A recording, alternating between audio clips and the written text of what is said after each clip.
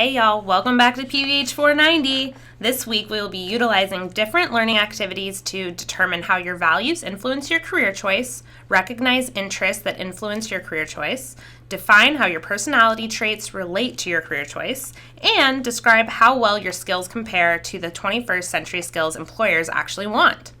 One of the activities you'll be doing this week is the 16 Personalities Assessment. This is a free online assessment. 16 Personalities is driven from the MBTI assessment, which is a self-report questionnaire indicating psychological preferences in how people perceive the world and make decisions. This assessment is commonly used in career decision-making and is a great place to start when identifying certain types of workplaces you may be considering beyond graduation.